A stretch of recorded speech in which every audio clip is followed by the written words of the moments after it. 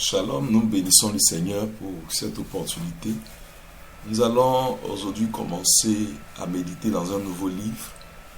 Nous méditerons dans l'Épître aux Éphésiens.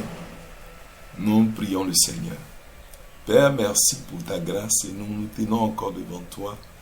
Nous plaidons afin que par ta grâce tu viennes à nous, que tu rendes ta parole claire pour nous et qu'en la méditant, Seigneur, ta lumière jaillisse en nous, que nous puissions la comprendre et avoir, ô Dieu, un cœur résolu à appliquer ta parole, au nom de Jésus.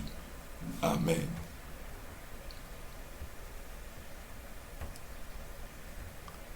Donc, nous sommes dans Éphésiens, chapitre 1, verset 1 au verset 3. Paul, apôtre de Jésus-Christ par la volonté de Dieu, aux saints qui sont à Éphèse et aux fidèles en Jésus-Christ, que la grâce et la paix vous soient données de la part de Dieu notre Père et du Seigneur Jésus-Christ. Béni soit Dieu le Père de notre Seigneur Jésus-Christ, qui nous a bénis de toutes sortes de bénédictions spirituelles dans les lieux célestes en Christ. Nous allons nous arrêter à ces quelques versets comme pour nous aider à introduire cette épître-là. Paul est celui qui a écrit l'épître, comme c'est indiqué au verset 1, il dit Paul, apôtre de Jésus-Christ, par la volonté de Dieu. Donc Paul a écrit cette épître aux Éphésiens.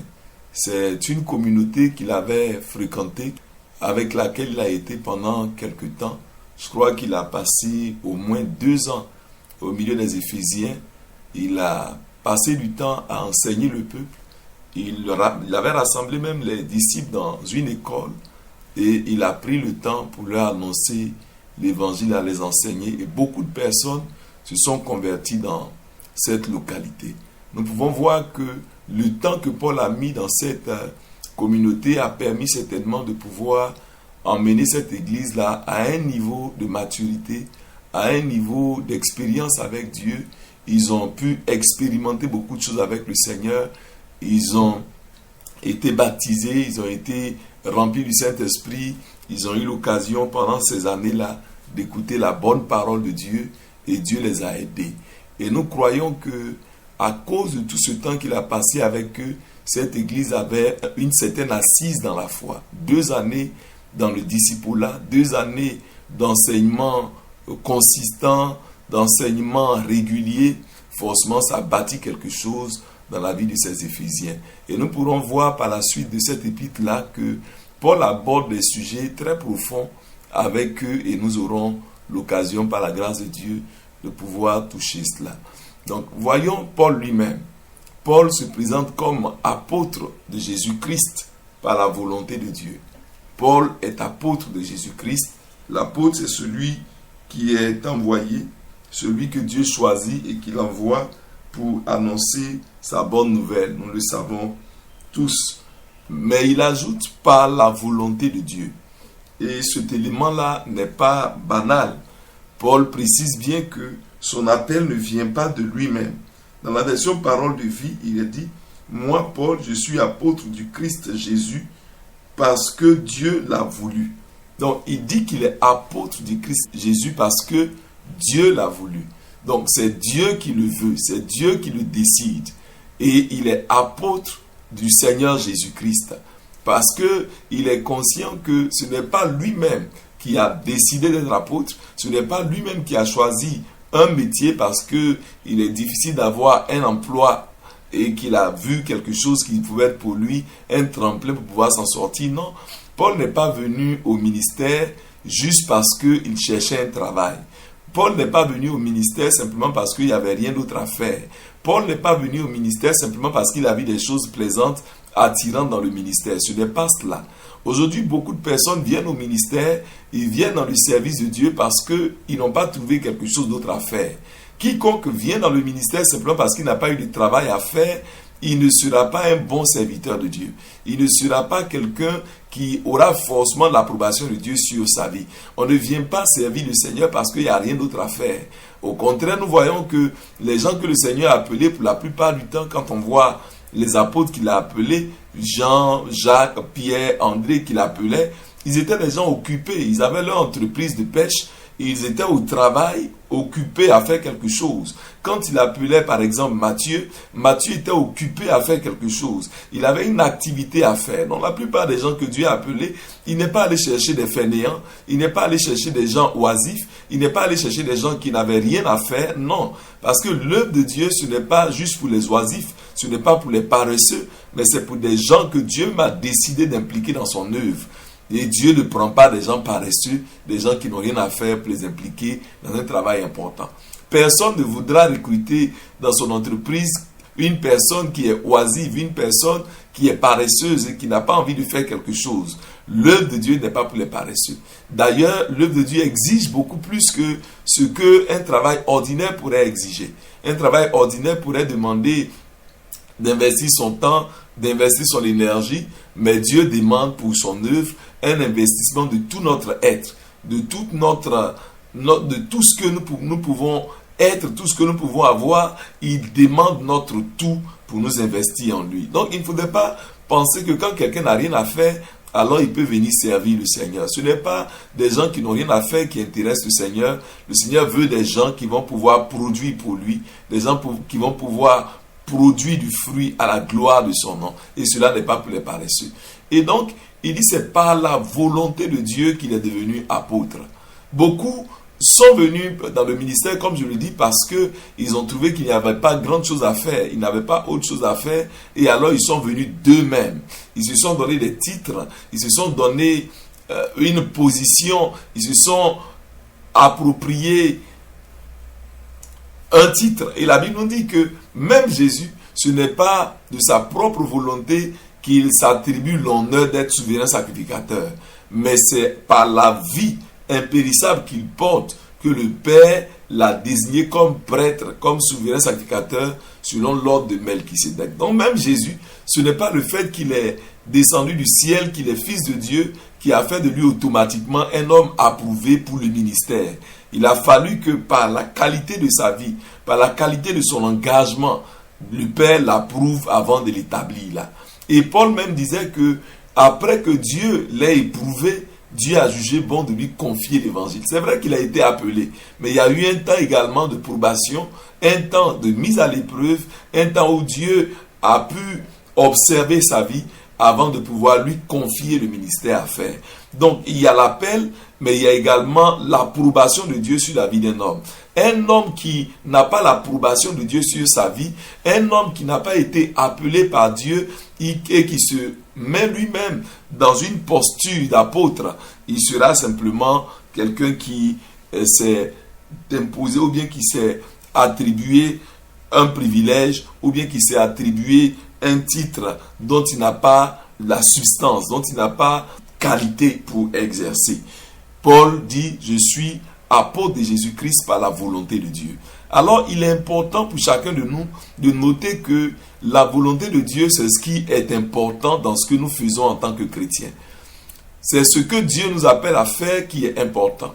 Il n'y a pas que le ministère d'apôtre, le ministère de pasteur, le ministère de prophète ou d'évangéliste. Ce ne sont pas ces ministères-là seulement qui sont les seules choses que Dieu doit confier à ses enfants à faire. Il y a beaucoup d'autres appels, il y a beaucoup d'autres choses que Dieu peut destiner ses enfants à accomplir. Le plus important pour nous, ce n'est pas de considérer tel appel comme étant plus important que tel autre, mais ce qui compte, c'est la volonté de Dieu. Suis-je dans la volonté de Dieu? Si je suis apôtre, ça doit être par la volonté de Dieu.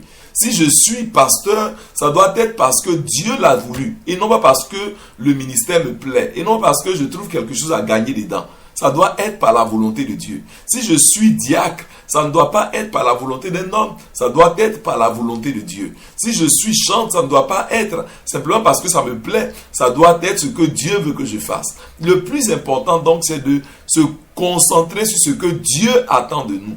Il ne faudrait pas que nous ayons des préjugés en nous disant que tel ministère est plus grand que tel ministère donne plus de valeur que telle tâche est plus intéressante à faire que telle autre. Ce n'est pas une question de ce qui me plaît, ce n'est pas une question de ce qui est prestigieux aux yeux des hommes, ce n'est pas une question de ce qui donne des avantages, ce qui met à une position appréciable, ce n'est pas cela qui est important. Le plus important, c'est d'être là où Dieu veut que nous soyons, de faire ce que Dieu veut que nous fassions. Paul n'a pas choisi d'être apôtre, il n'a pas choisi ce ministère-là parce que ce ministère donne de la valeur, parce que ce ministère est prestigieux, parce que ce ministère donne des avantages. Ce n'est pas pour cela, c'est simplement parce que Dieu l'a décidé ainsi. Donc il faut que chacun puisse se concentrer sur ce que Dieu l'a appelé à faire. Dieu, c'est celui qui est le propriétaire de l'œuvre. Dieu, c'est celui qui est le maître de la moisson. Dieu, c'est celui qui doit pouvoir organiser toutes choses et positionner chaque instrument qu'il veut utiliser là où il veut l'utiliser. Ce n'est pas l'instrument qui s'affecte lui-même là où il veut être, mais c'est Dieu, le principal, qui doit pouvoir décider là où il doit positionner chacun. Donc, bien aimé, que tu sois pasteur ou pas, que tu sois chantre ou pas, que tu aies à exercer dans l'église en tant que service d'ordre, que tu aies à t'occuper de l'administration au niveau de l'œuvre de Dieu, tu dois savoir que ce qui importe, ce n'est pas ce que les gens disent ou ce que les gens voient, mais c'est ce que Dieu veut de toi. Si tu sais que là où Dieu t'a mis, c'est ta place, c'est ce que Dieu veut, alors tu dois savoir que tout ce que tu as à faire, c'est d'être fidèle. Dans la parabole des talents, le Seigneur n'a pas donné le même nombre de talents à chaque serviteur. Il a donné à chacun selon ses capacités, mais il a donné à chacun également selon que lui-même il le voulait. Chacun devait être fidèle dans la gestion de ce qui lui a été confié. C'est tout ce qu'on leur demandait, la fidélité. Tout ce que Dieu demande à un intendant, tout ce qui est requis d'un intendant, c'est sa fidélité. On lui a dit, occupe-toi de telles choses, on doit le trouver en train de s'en occuper. Si Dieu dit par exemple à un frère, occupe-toi d'accueillir les gens qui entrent à l'église, sois gentil avec eux, montre-leur de l'amour et conduis-les respectueusement pour les installer. Si c'est ce que Dieu a confié à un frère à faire dans l'église, il ne doit en rien se sentir inférieur à celui à qui Dieu a confié la charge de prêcher depuis la chair.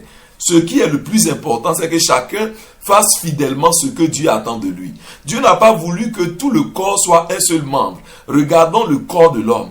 Il y a la tête, il y a les bras, il y a les pieds, il y a le nez, il y a les organes qui sont à l'intérieur qu'on ne voit pas. Mais chaque organe, chaque membre a un rôle bien particulier, bien précis à jouer.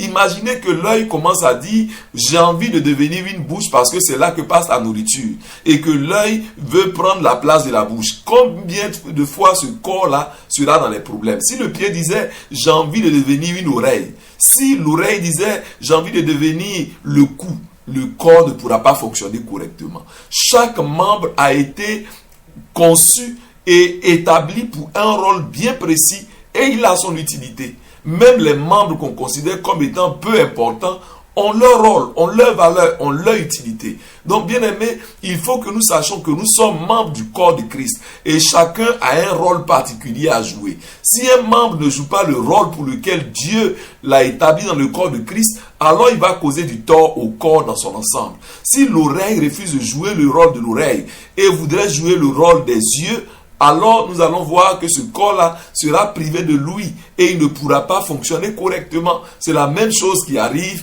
quand des croyants ne sont pas à leur poste, ne sont pas en train d'accomplir ce pourquoi Dieu les a appelés, ce pourquoi Dieu les a formés, ce à quoi Dieu les a destinés. Bien-aimés, ne convoitons pas des positions. N'envions pas des gens parce qu'ils sont à telle position qui est attirante. Non, ou bien parce qu'ils sont plus en vue. Bien-aimés, ce n'est pas les positions qui sont visibles là, qui sont les plus importantes. Il y a des tâches dans la maison de Dieu, c'est vrai, qui exposent aux yeux des gens. Et on a tendance à valoriser de telles personnes. Ceux qui passent à la chair, ceux qui ont le micro, ceux qui chantent, ceux qui prêchent, ils sont en vue, on les voit, on les apprécie, tout le monde veut aller à eux. Mais ce n'est pas cela que Dieu voit comme étant le plus important. Il y a des organes dans le corps de l'homme qu'on ne voit pas. On ne voit pas les poumons, on ne voit pas les reins, on ne voit pas le foie, on ne voit pas le pancréas. Mais si l'un de ces organes commence à mal fonctionner, on verra que tout le corps sera dans les problèmes. Bien aimé, il faudrait que nous arrêtons d'avoir des préjugés sur les choses, d'avoir une façon d'apprécier les choses qui est selon le regard du monde et non selon Dieu. Dieu n'approuve pas selon le fait que les hommes voient ou bien acclament, mais Dieu regarde à l'intérieur, il regarde à notre fidélité. Paul dit, je suis apôtre de Jésus-Christ par la volonté de Dieu. Assurons-nous que nous cherchons la volonté de Dieu. Assurons-nous que ce que nous faisons, c'est ce que Dieu veut de nous et que ne soyons pas en train de faire autre chose en dehors de ce que Dieu attend de nous. Que là où nous sommes, que ce que nous faisons ne soit pas quelque chose que nous avons cherché nous-mêmes, mais cherchons à nous concentrer sur ce que Dieu veut de nous et faisons cela. Il dit, je suis apôtre de Jésus-Christ. Donc ça veut dire qu'il est un envoyé. Un envoyé doit être conscient qu'il ne va pas pour parler de lui-même. Il ne va pas en son propre nom. Il ne va pas pour faire les choses comme il le veut. Paul dit, je suis apôtre de Jésus-Christ. Es-tu un apôtre? Es-tu un envoyé de Dieu? Es-tu un serviteur de Dieu? Dieu ne t'appelle pas à aller te prêcher toi-même. Il ne t'envoie pas pour aller te servir toi-même. Il ne t'envoie pas pour aller faire ta propre volonté, ton propre désir. L'utilité d'un apôtre réside dans le fait qu'il sait donner le message tel que cela lui a été confié. Il sait faire exactement ce qui lui a été demandé. Si nous servons le Seigneur, servons Dieu selon la commission que le Seigneur nous a donnée. Si nous servons Dieu dans la vision qu'il nous a donnée. Servons Dieu selon les principes qu'il nous a enseignés. Annonçons la parole de Dieu sans altérer cette parole. Gardons l'évangile pur, sans mélange. Et c'est ce que nous devons faire si nous voulons être trouvés fidèles. Apôtre de Jésus-Christ, messager de Jésus-Christ. Il annonce ce que Jésus lui a confié. Il n'annonce pas des choses qui viennent de la philosophie. Il sait que ce n'est pas la philosophie qu'il doit prêcher. C'est pourquoi il disait aux Corinthiens, quand je suis arrivé au milieu de vous, je n'ai cherché à savoir autre chose que Christ et Christ crucifié. C'est cela le message. Il n'y a pas un autre message à prêcher que Christ et Christ crucifié. Toute autre chose qu'on vient ajouter, nous devons faire attention. Dieu ne voudrait pas qu'on dénature l'évangile. Il ne voudrait pas qu'on pervertisse le message. Il voudrait que nous puissions nous concentrer sur Christ et Christ crucifié. Voilà le message qui doit pouvoir sauver les gens. Le message que les gens doivent entendre, Christ et Christ crucifié. Et Paul écrit donc aux saints, aux croyants qui sont en Éphèse, et il les appelle les saints.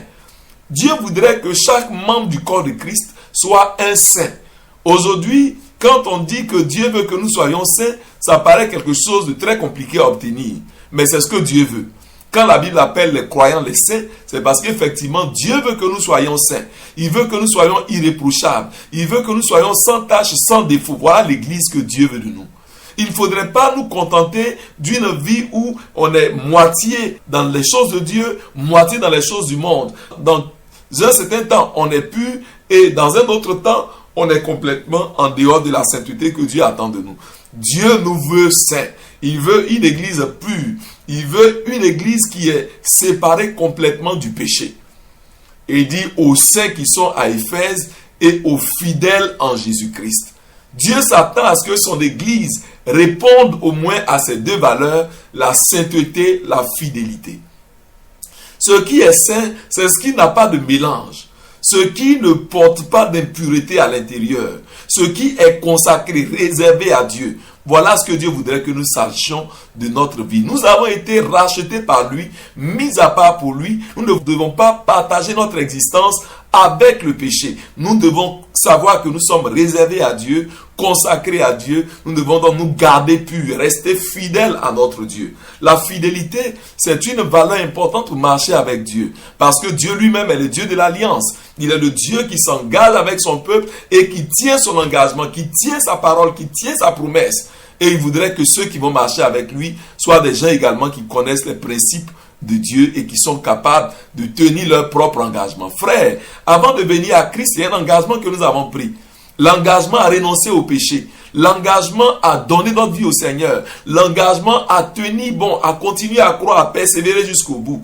Dieu voudrait nous voir tenir cela. Quand nous faisons une promesse au Seigneur, quand nous prenons un engagement devant le Seigneur s'en souvient.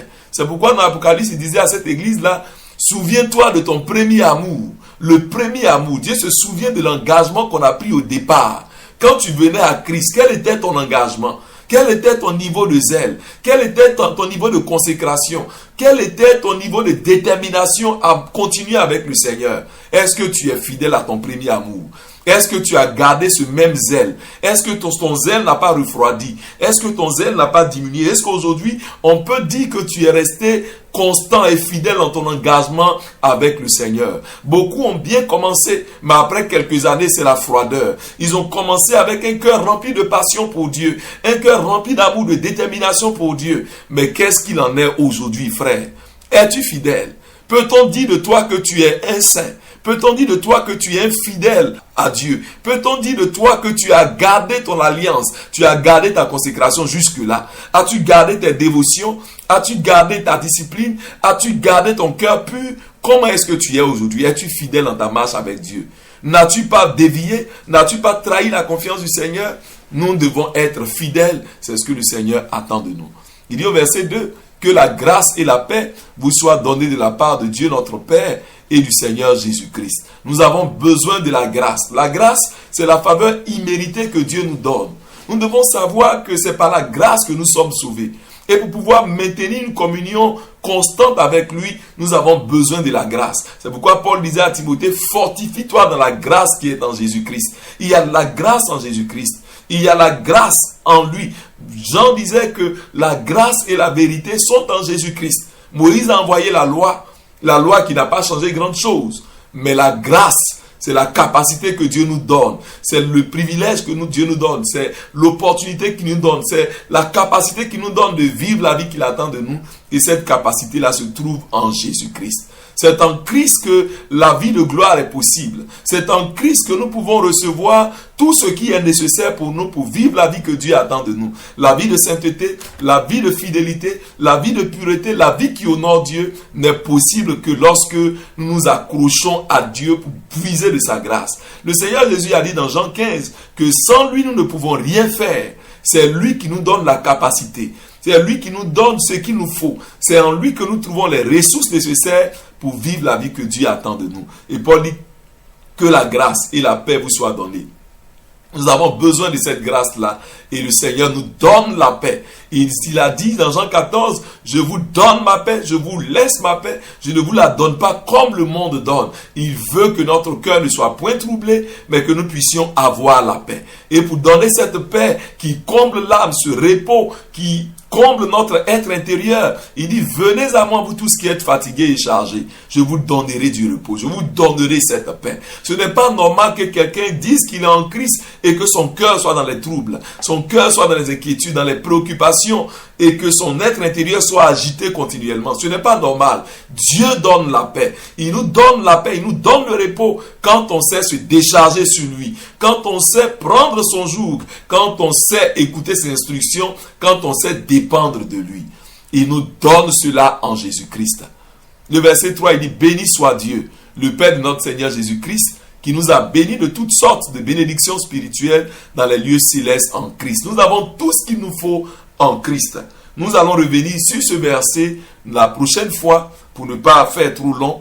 Nous allons prier le Seigneur pour dire à Dieu de nous aider à pouvoir reconnaître sa volonté et à le servir dans le cadre de sa volonté, à ne pas agir selon ce qui nous plaît, mais à nous conformer à ce que Dieu attend de nous, à nous conformer à sa volonté. Prions pour demander à Dieu de nous aider à être des hommes saints. La Bible dit, soyez saints, car l'Éternel Dieu est saint également. Nous devons être saints dans toute notre conduite. Nous devons être fidèles et ne pas abandonner notre premier amour pour le Seigneur. Prions le Seigneur qui nous aide, qui nous garde fidèles à lui. Père, merci pour ta grâce. Merci pour ce que tu as fait pour nous. Nous n'étions pas le peuple de Dieu auparavant, mais tu as fait de nous tes enfants, ô Dieu. C'est en toi que nous avons été appelés. Tu nous as associés à ton œuvre. Nous prions afin que, de la même manière que tu as fait connaître à Paul ta volonté, pour qu'il se concentre à chercher ta volonté, à faire ce qui te plaît, Seigneur, aide-nous également à pouvoir marcher dans cette voie, en marchant dans ta volonté, en faisant ce que tu attends de nous. Seigneur, tu attends de nous que nous soyons saints, que nous soyons fidèles à toi. Donne-nous un cœur qui se détache, qui se détourne complètement du mal, et qui s'attache à la justice, à la sainteté. Garde nos cœurs fidèles à toi. Aide-nous à garder le premier amour, que nos cœurs demeurent toujours enflammés pour toi, ô Dieu, et conduis-nous jusqu'au bout de cette course, au nom de Jésus. Bénis-nous, bénis cette journée, au nom de Jésus.